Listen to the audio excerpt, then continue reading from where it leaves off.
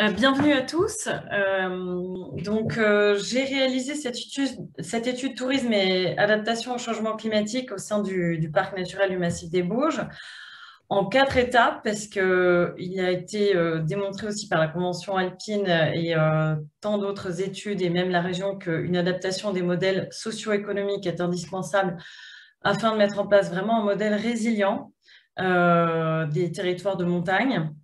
Et actuellement, le tourisme revêt un caractère très important dans l'économie locale et est un véritable moteur économique.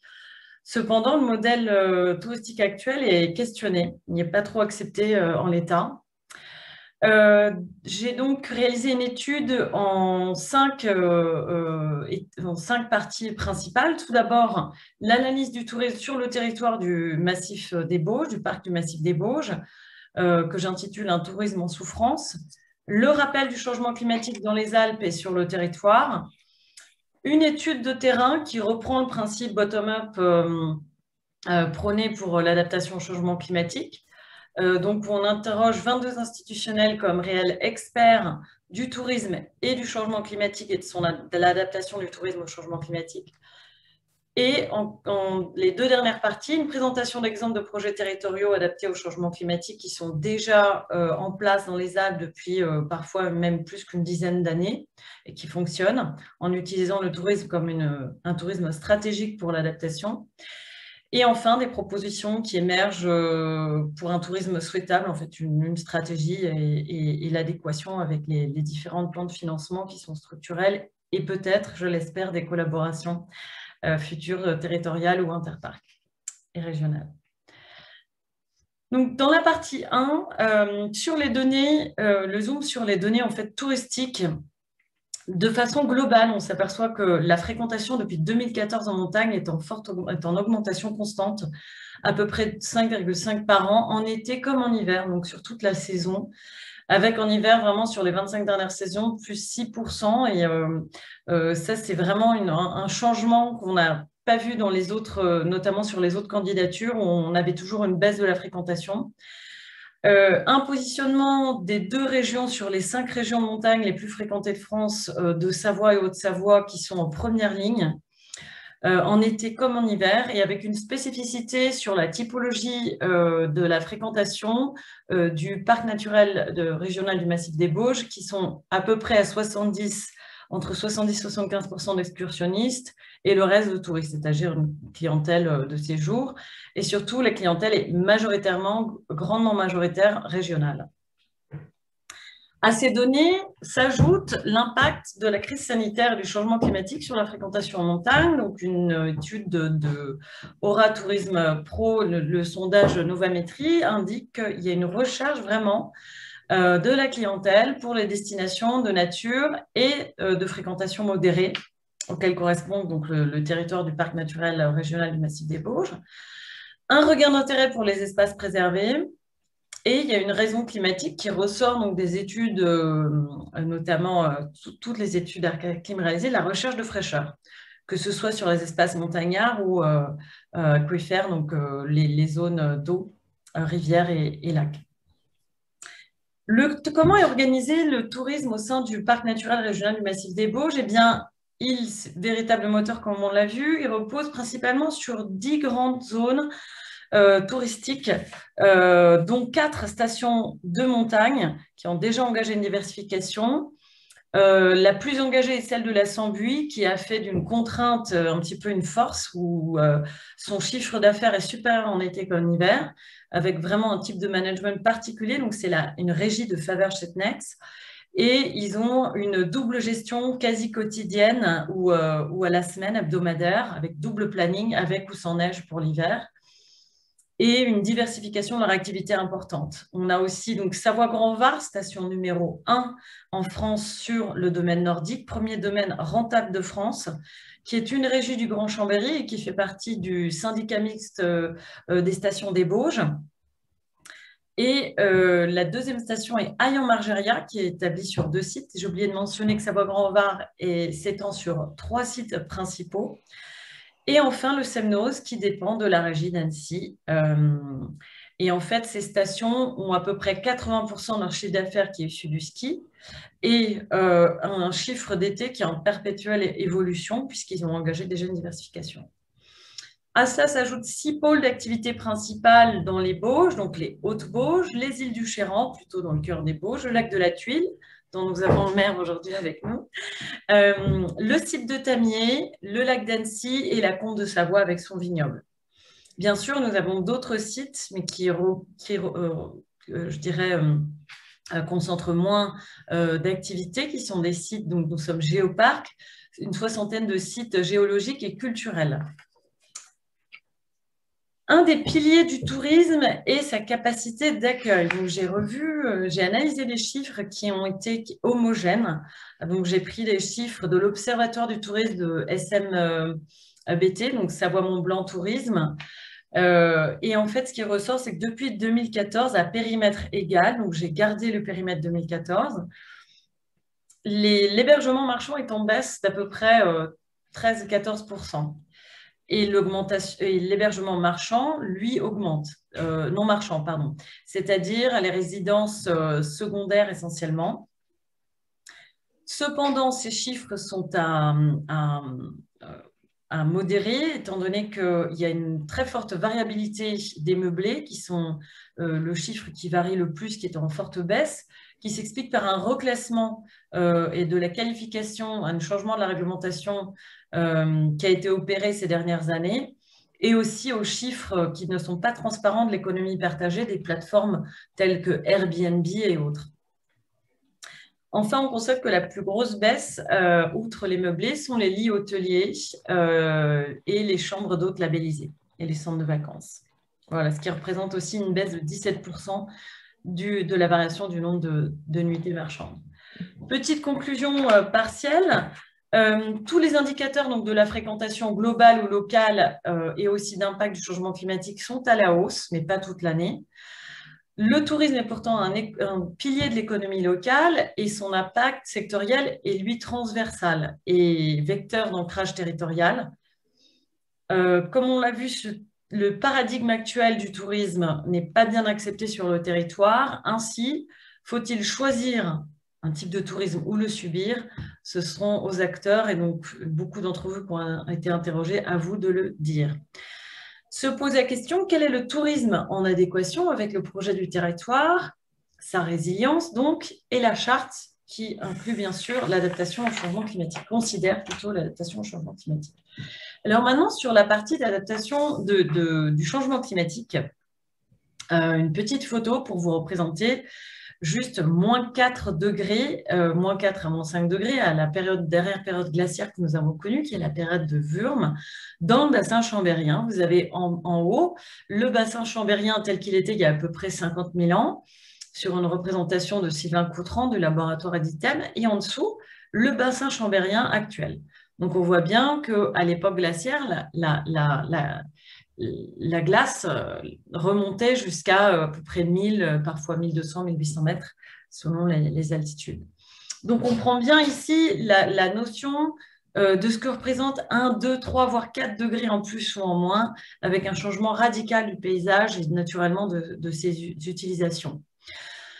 Rappel sur les aléas alpins et bojus du changement climatique.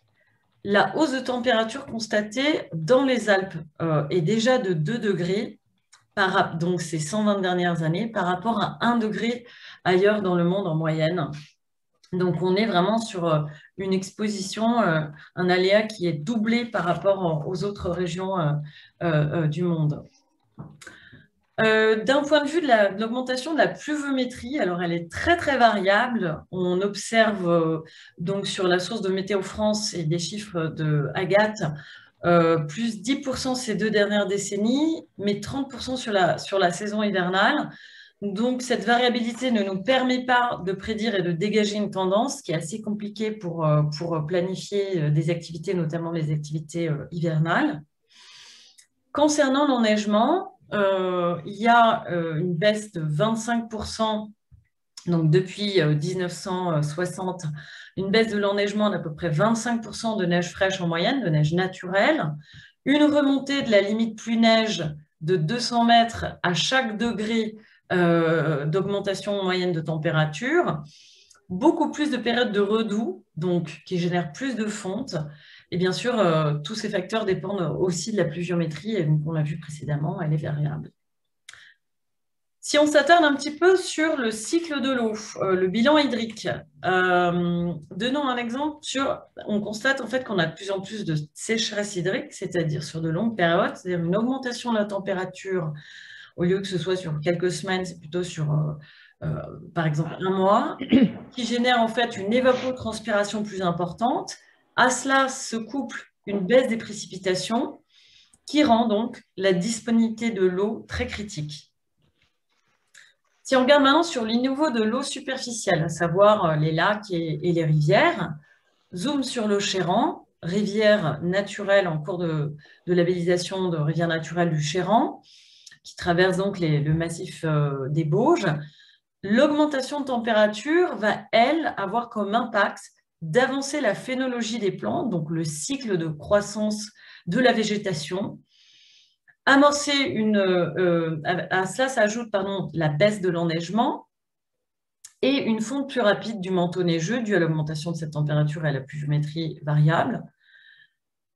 Une évapotranspiration qui est plus importante et donc on constate un baisse des débits printaniers du Chéran et des sécheresses déjà dès le mois de juin, avec donc comme constat global une baisse en moyenne de 35% des débits mensuels du Chéran, ce qui est très important. Alors, l'anthropisation, c'est l'anthropisation des milieux montagnards est partout en fait. L'anthropisation du milieu de montagne est absolument partout. Tous les espaces naturels sont anthropisés, c'est-à-dire où il y a une activité humaine qui va donc avoir un impact sur le réchauffement, donc sur l'impact, l'adaptation, le changement climatique, pardon, et va générer des impacts en cascade sur toute la chaîne en aval. Donc, on l'a vu, l'augmentation de la température va faire plus fondre les glaciers, qui va avoir un impact sur le niveau, les débits des cours d'eau, l'avancement de la phénologie, des remontées des ligneuses en altitude, une adaptation des pratiques agricoles, puisqu'il y a des problématiques de disponibilité de l'eau, de sécheresse des espaces. Voilà, il y a aussi bien sûr un impact en aval, puisque le cours d'eau, par exemple, sur le besoin d'eau pour refroidir les centrales nucléaires, voilà, on peut imaginer tout un tas d'impacts importants, et notamment pour les stations de montagne en hiver, c'est très problématique, la fonte du pergélisol, mais aussi la baisse de l'enneigement pour l'exploitation économique. Alors, si on regarde un petit peu, j'ai repris ce schéma très bien fait de Agathe sur l'adaptation et son atténuation. En quoi consiste l'atténuation? L'atténuation, c'est ce qui veut dire agir sur les émissions de gaz à effet de serre qui sont à l'origine du réchauffement climatique. Donc, c'est agir par donc des réglementations internationales qui ont été retranscrites dans la réglementation nationale, par la stratégie bas carbone que vous connaissez et des plans qui ont été présentés brièvement tout à l'heure par Sarah, tels que territoire à énergie positive, mais aussi la mise en place de plans air, climat, énergie, territoire. Et l'autre pendant qui est indispensable est le volet d'adaptation, c'est-à-dire comment en fait adapter, diminuer les conséquences des impacts du changement climatique sur les externalités, sur nos actions, sur nos activités et donc sur nos politiques, afin de préserver nos écosystèmes et nos activités.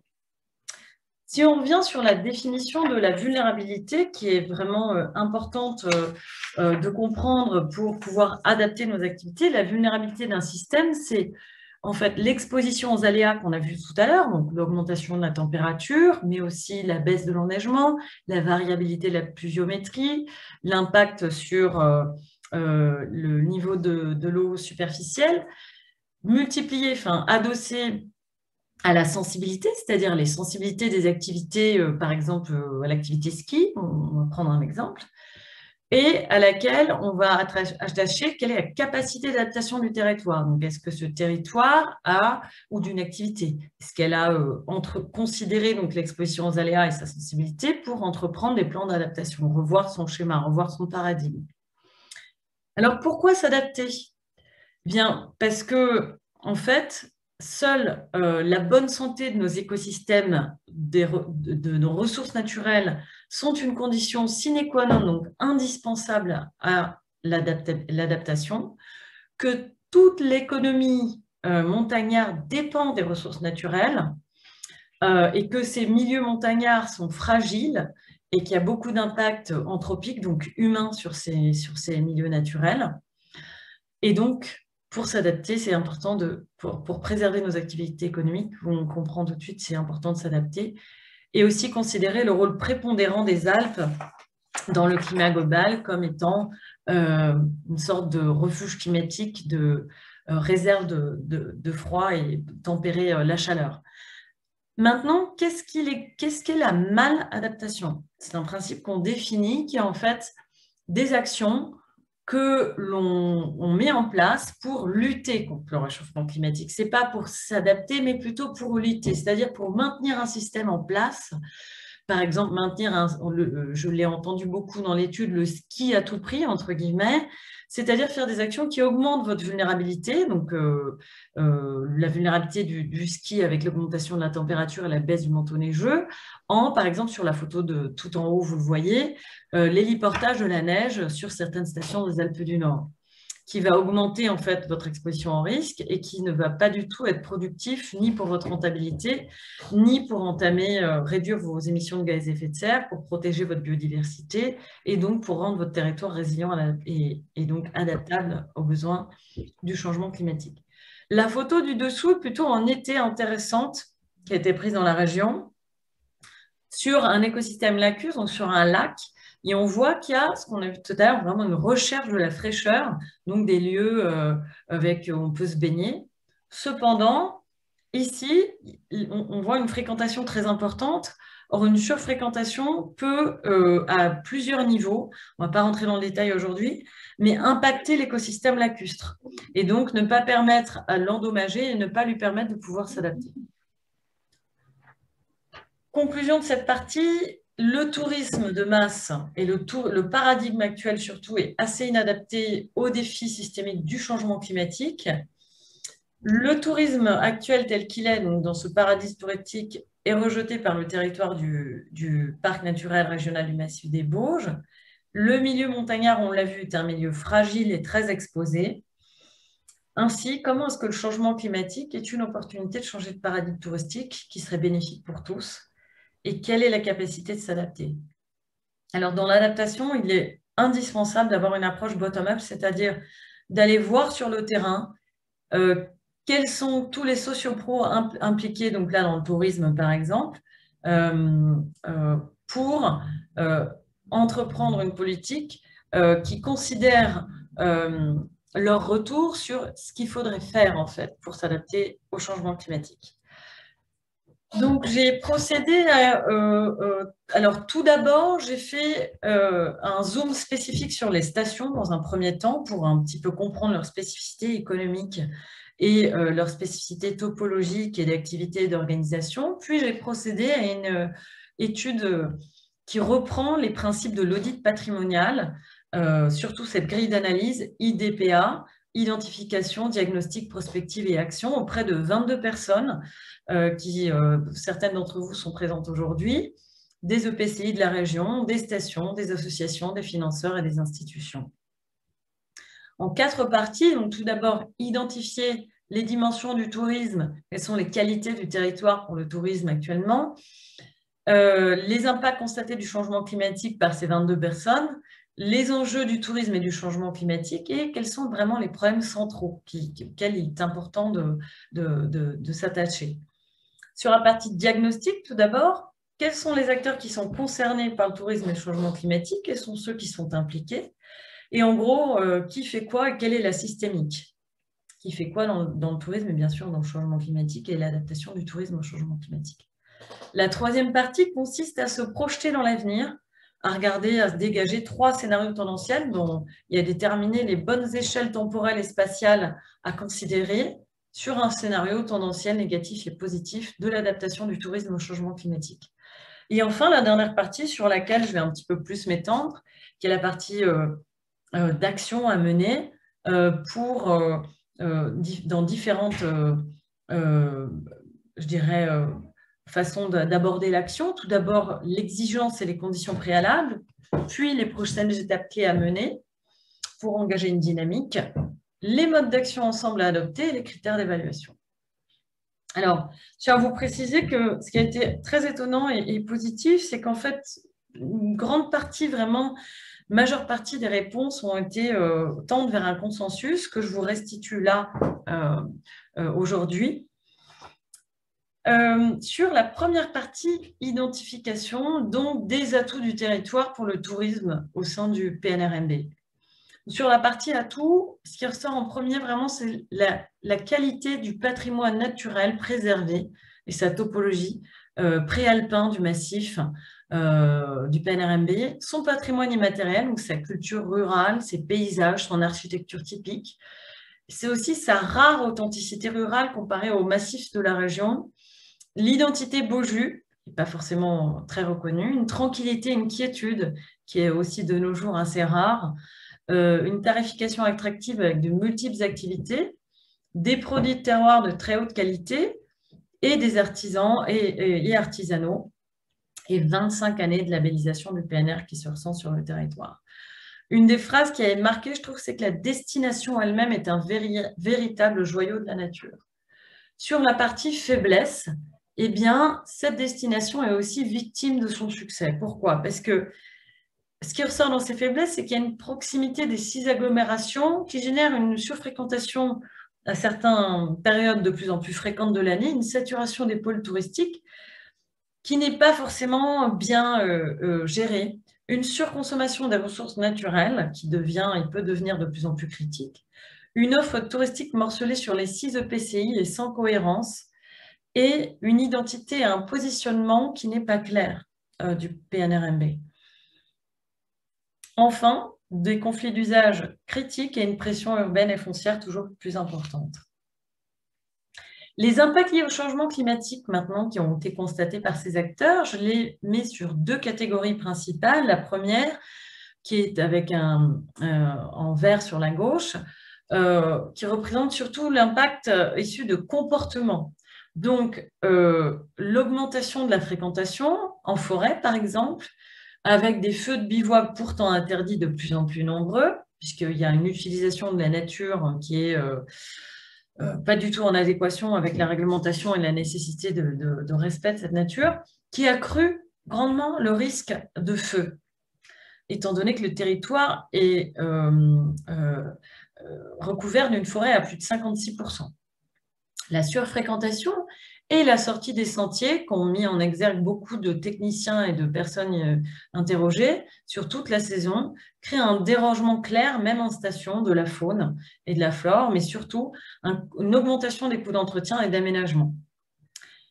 Et enfin, il génère beaucoup de conflits d'usage en alpage tout d'abord, étant donné qu'on fait face à un phénomène de prairies sèches de plus en plus important et aussi d'une difficulté à utiliser donc, la ressource naturelle d'herbage et donc un manque de regain qui fait que la surfréquentation et notamment le fait que les personnes vont sur les prairies où ils campent et autres, qui créent de nombreux conflits d'usage ou utilisent par exemple l'eau des alpages destinée aux bêtes pour se baigner, pour se rafraîchir. Et enfin, les conflits de ressources en eau sur des écosystèmes qui sont déjà en danger, comme l'écosystème de la rivière sauvage du Chéran, où en période d'étiage, il est compliqué de surfréquenter cet écosystème qui vient en opposition à la recherche de fraîcheur toujours plus importante des visiteurs, et qui se comprend d'ailleurs. La dernière partie, les 3 derniers impacts, sont plutôt des impacts économiques. Ce qui est remonté en premier, c'est vraiment la difficulté d'exploitation des stations avec une diminution de la durée d'enneigement et donc d'ouverture et la diminution de la rentabilité de celle-ci, une hausse des coûts pour les communes et pour les SEM, puisque ce sont les communes ou les régies qui absorbent ces coûts, Un ROI, donc c'est un retour sur investissement des infrastructures toujours souvent moindre, et un endettement, voire un surendettement parfois des communes ou des structures, qui a été d'ailleurs indiqué dans les rapports de la Cour des comptes à de multiples reprises. La baisse des revenus bois pour une partie assez importante des communes du PNRMB qui affecte le budget communal puisque certaines communes ont jusqu'à 50% de leur budget communal issu de la vente de bois. Et enfin, l'augmentation de l'accidentologie, puisque certains institutionnels qui ont été interrogés sont aussi des socioprofessionnels et ont des retours notamment en mairie, mais aussi en office du tourisme sur une augmentation de l'accidentologie. Les enjeux et les problèmes centraux. Donc, tout d'abord, les enjeux de l'adaptation du tourisme au changement climatique sont essentiellement pouvoir gérer la surfréquentation et ses impacts sur les ressources naturelles et sur les milieux. Vraiment, la mobilité en souffrance est à l'unanimité absolue sur le territoire du PNRMB et des EPCI en fonction. Le dérangement de la faune et la dégradation des espaces naturels, mais aussi la nécessité de transiter à temps vers un modèle résilient par rapport à un modèle qui est à bout de souffle et qui s'endette de plus en plus, chaque année un peu plus. Créer aussi un tourisme durable versus un tourisme de consommation. Et enfin, comment réussir à encadrer ce tourisme et sensibiliser les visiteurs et les acteurs et coordonner, rendre cohérent toutes ces systémiques d'acteurs, les investissements stratégiques adaptés au changement climatique. Alors, quels sont les problèmes centraux qui sont derrière ces enjeux, qui permettraient de résoudre ces enjeux si ces problèmes sont résolus? C'est la prise de conscience avant tout, et éviter le déni du changement climatique et de ses impacts et du manque d'action et d'action en conséquence nécessaires par tout d'abord les élus et ceux qui prennent les décisions. Mais aussi le manque de vision commune, réussir vraiment à avoir une vision qui est partagée du PNRMB, du tourisme et de ses valeurs. Remédier à la perte de vision globale du territoire, du PNRMB, due à l'impact de la loi NOTRe, qui a impacté tout le monde, hein, pas que le PNRMB, et changer les discours dominants du toujours plus, du consommation à tout prix, et essayer de mieux valoriser l'environnement versus une valorisation économique et avoir un go politique de sortir du tout ski. Voilà, donc des sujets pas toujours évidents à traiter. Maintenant, la deuxième partie de l'étude s'attelle à réaliser un diagnostic de l'action qui a été engagée jusqu'à présent du changement climatique principalement et du tourisme et de son adaptation au changement climatique. Mariam, il te reste entre 10 et 12 minutes. D'accord, très bien, merci. Alors, sur la partie tout d'abord des sociopros, des agriculteurs et des SEM, on constate, vous avez fait remonter une diversification, mais vraiment un maintien d'un modèle assez consommateur de nature et pas mal de maladaptation. Sur la partie plutôt énergétique, en fait, et à transition écologique, il y a la réalisation des PCAET et du territoire à énergie positive par les communes des Bauges, les EPCI et le parc. Et enfin, l'acteur qui a selon vous, les personnes interviewées réalisé le plus, et le parc avec la protection de la ressource en eau, la diversification des agriculteurs et valorisation des produits et le respect de l'environnement, notamment la création de produits AOP et de la tonne des Bauges, lancement d'alerte énergie propre, filière déchetterie bois et la réalisation d'études et de vulnérabilité. La deuxième partie du diagnostic s'attelle à voir est-ce qu'il y a vraiment une systémique en place sur le territoire des acteurs du tourisme et du changement climatique. Eh bien, on constate beaucoup, en fait, d'actions en silo par acteur et par EPCI, une gestion stratifiée, un système d'acteurs non coordonnés, un impact fort qui a morcelé encore plus donc, de la loi NOTRe, et une décision d'arrêt de la coordination du tourisme par le PNRNB en 2017. Or, le changement climatique est vraiment systémique et le tourisme est transversal. Donc, en conclusion de cette partie du diagnostic, on s'aperçoit qu'il y a un manque de cohérence entre les acteurs, il n'y a pas de politique, il n'y a pas de réel systémique, mais vous avez fait remonter certains besoins indispensables de mobiliser tous les acteurs, d'avoir une gouvernance de ces sujets, tourisme et changement climatique et de leur adaptation au changement climatique, d'union des acteurs, au-delà du politique, qui est de la concertation, une appropriation, une déclinaison, une coordination pour créer une forte dynamique et enfin fédérer au-delà des divergences politiques. Et le PNR est remonté, comme a été cité, comme l'acteur idoine identifié. Si on se projette maintenant dans l'avenir, on a demandé quelle était l'échelle temps et spatiale à considérer et sur des scénarios, encore une fois, il y a eu consensus, 3 scénarios. Tout d'abord, le scénario tendanciel du tourisme adapté, de l'adaptation du tourisme au changement climatique. Alors, si on continue comme aujourd'hui, eh bien, on maintient 2 modèles en place. Le modèle du tourisme de consommation et plutôt un écotourisme qui se met en place jusqu'à une bascule ou jusqu'à un mur, selon certains. C'est-à-dire l'obligation, on ne peut plus continuer comme ça. Et l'enjeu, ce sera de trouver un nouveau modèle économique compatible avec la préservation environnementale. Le deuxième scénario, c'est le scénario négatif. Qu'est-ce qui se passe si finalement on n'adapte pas vraiment le tourisme au changement climatique? Eh bien, c'est le modèle sauf qui peut. On maintient à tout prix le modèle en place avec beaucoup de maladaptation. Et l'enjeu sera le surendettement, gérer ce surendettement et ensuite quelle capacité de financer le changement quand il sera nécessaire et indispensable et surtout le maintien de l'économie locale et donc de ce tissu important, notamment agricole, mais aussi des artisans.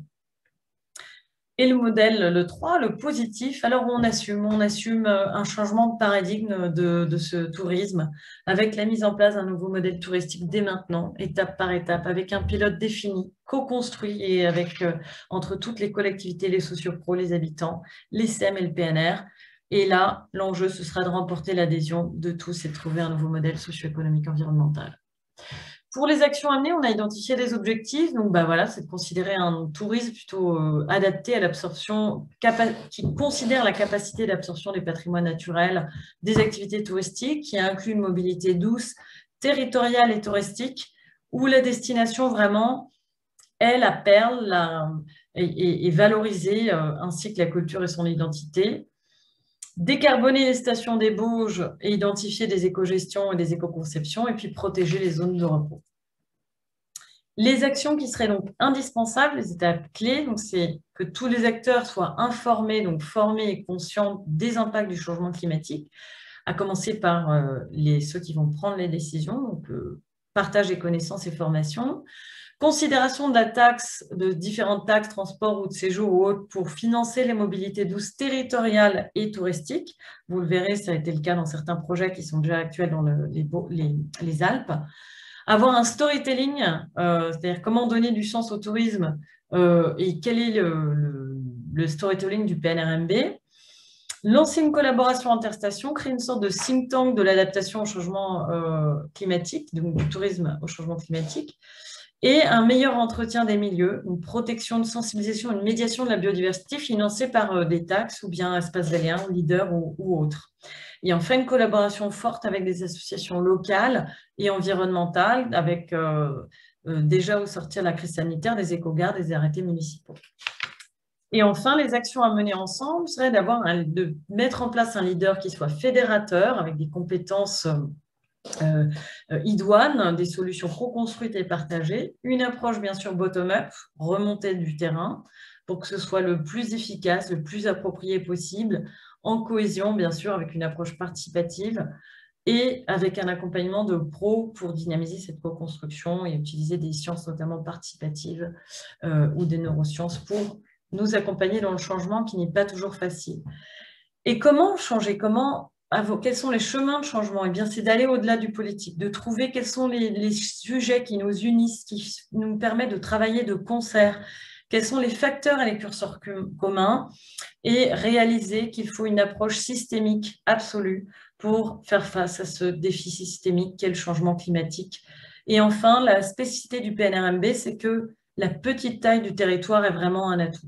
Alors, on ne va pas s'atteler sur les critères d'évaluation, mais ce sont tous les bilans et diagnostics qui sont utilisés à l'heure actuelle et à cela intégrer la satisfaction des touristes, mais aussi des habitants et la compatibilité économique et sociale sur le territoire. Maintenant, je vais vous parler de solutions en fait, qui ont déjà été mises en place dans les Alpes, qui ont été notamment citées dans Artaclim. et qui sont faites pour vous montrer qu'il y a des choses déjà en place sur le territoire auxquelles on pense qui vont dans la bonne direction. Donc, vous incitez à y aller, mais aussi sur ce sujet un petit peu pas facile du changement climatique, montrer qu'il y a des solutions et qu'on peut y aller, qu'on peut rejoindre des réseaux. Tout d'abord, Encore 5 minutes, hein, d'accord, Mariam. ok. Super. Tout d'abord, sur la possibilité de créer de nouvelles offres et de faire du changement climatique une opportunité. Donc, faire du climat une opportunité de créativité, par exemple, proposer des écoles du climat, des maisons de l'eau, du ranger. C'est ce qui a été fait dans le parc national du Haut-Tauern. Certains d'entre vous, comme ici sur des chargés de mission, ont été en visite avec Alparc. Trouver donc aussi des subventions privées pour notamment financer ces différents centres d'accueil, mais aussi créer de nouvelles offres de services et des offres touristiques multiples. Rejoindre un réseau international et un label de mobilité douce alpine qui est Alpine Pearls, qui n'attend qu'une chose, c'est que la France vraiment rejoigne ce réseau pour parler de ses spécificités, de ce qu'il a mis en place, mais aussi permettre, je dirais, de créer une dynamique en France au sein peut-être de plusieurs collectivités ici sur le parc naturel régional du Massif des Bauges. C'est un label en fait hybride qui crée un réseau alpin de mobilité douce au sein de stations et de collectivités, mais c'est aussi un réseau qui met en place tout d'abord une mobilité douce sur les territoires. Donc j'en ai interrogé plusieurs avec des caractéristiques assez proches du PNRMB. Qui ont d'abord développé une mobilité douce pour les habitants et ensuite, en parallèle, pour le tourisme. Et à cette mobilité douce, en fait, on s'aperçoit que c'est un pilier de la transition et d'adaptation au changement climatique, puisqu'elle permet de mettre en place une démarche vraiment d'écotourisme et d'hébergement, où du coup, en voyageant autrement, en fait, la destination et ses activités et ses patrimoines naturels et culturels prennent une toute autre dimension. Donc voilà, on voit, il y a plein de mobilités douces utilisées, ce qui est très intéressant et on pourra en discuter dans lors d'une autre réunion ou d'une visio ou d'un appel téléphonique. Des financements vraiment intéressants dont ils m'ont fait part et des achats groupés, mais aussi des collaborations. Voilà, donc ils sont très partants pour que différentes collectivités ou un PNR rejoignent ce réseau. Le Mountaineering Village, qui en fait est une initiative qui a été lancée par le CAF autrichien dans le cadre de la Convention alpine pour, dans sa partie aménagement du territoire, proposer un nouveau développement rural du tourisme éco-durable et un écotourisme qui fait face à la surfréquentation, mais aussi au maintien d'une économie rurale, forestière et agricole qui préserve aussi les patrimoines naturels. Voyager un peu moins dans la consommation, mais mieux, avec tout un tas d'initiatives absolument territoriales intéressantes, notamment le campus de la forêt, au lieu du wellness, donc du spa, le Waldness. Bon, c'est vrai que la langue allemande, là, s'y prêtait bien, en tous les cas, pour l'Allemagne. Ça a été créé en Allemagne, pas en Autriche. Et c'est présent dans 5 pays déjà alpins. Enfin, le label Flocon Vert, on l'a creusé. C'est un label qui a été créé par Mountain Risers, qui, selon moi, correspond un peu à une sorte de schéma de cohérence entre le tourisme, les stations et les collectivités, mais aussi des PNR, en schéma de cohérence entre le PCAET, le tourisme, les stratégies de tourisme, les stratégies biodiversité, le transport, l'aménagement, et aussi qui concerne la gouvernance sur plusieurs thématiques et qui sensibilise les touristes et qui aussi a une approche RSE très intéressante. Donc, il y a une approche et un impact communal et territorial. Enfin, quel est le tourisme souhaitable pour le PNRMB? Eh bien, c'est un tourisme choisi, un écotourisme donc, qui considère bien sûr l'économie locale et les utilisations des patrimoines naturels par les activités sur place, qui est en adéquation avec sa charte. On prône plutôt une adaptation transformationnelle, donc on le verra, ou vous le verrez avec Agathe, qui a un type d'adaptation en rupture avec un modèle actuel, et définir surtout une identité à chaque stratégie, le qui, quoi, comment, les 5 W, hein, différents grands groupes l'ont utilisé, mais aussi territoire. Et c'est assez simple et avec certains partenariats qui ne nécessitent pas beaucoup de moyens, comme les Mountaineering Village, il faut cette identité, ce positionnement pour qu'on puisse sous-tendre et asseoir une stratégie et justifier d'un positionnement, par exemple, d'écotourisme et de certaines mesures d'encadrement et d'accompagnement et de sensibilisation du tourisme au changement climatique et un changement de paradigme. Donc, on l'a dit, une stratégie touristique qui est en synchronicité avec les PCAET, mais aussi les différentes stratégies agricoles, biodiversité et culturelles, donc une cohérence, et une cohérence aussi avec les territoires dont dépendent le PNRMB. Et considérer aussi ces projets qui ont été soit en dormance, comme la Maison de l'Eau, mais aussi la Porte Nature de Saint-François, et aussi, alors, ce qui est ressorti de nos différentes réunions dans le cadre de plan de financement, une gouvernance, une coordination. Gouvernance a été utilisée plutôt par la NCT, mais les stations préfèrent qu'on dise une coordination de la transition à l'adaptation au changement climatique de ces stations qui semble se dessiner. Ça, c'est vraiment une excellente nouvelle. Voilà, et enfin prévoir rapidement le sortie de la crise sanitaire, hein, qui a été aussi prônée par la région, avec notamment l'encadrement par des associations locales et autres sur des pratiques et la sensibilisation à la nature, et déterminer en amont des zones de repos, des arrêtés municipaux et préfectoraux. Je remettrai avec mon étude un plan d'action, vous pourrez consulter. Et enfin, l'alignement des différentes programmations, donc que ce soit Espace Valérin, Plan de relance ou Leader, sur la gouvernance. Donc, on l'a dit, de ces 4 stations qui ressortent des Bauges sur une décarbonation, mais aussi une démarche d'excellence environnementale qui résonne avec déjà beaucoup de démarches qui sont faites ou qui sont actuellement en cours de lancement sur les différents EPCI qui ont été interrogés. Pourquoi pas penser aussi à une charte du tourisme qui a été évoquée par un des EPCI, qui est vraiment une très bonne idée, je trouve.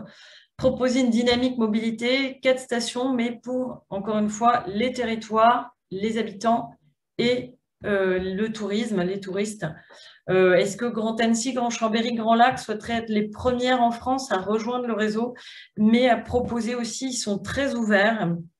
En fait, la mobilité est un des premiers et très émettrice donc, de GES, était un des premières adaptations énergétiques au changement climatique, et donc qui souhaiteraient aussi qu'on les rejoigne on pourrait être assez leader en France sur tout ce qu'on fait d'un point de vue énergétique, notamment TEPOS. Voilà, donc je suis à votre disposition pour en reparler.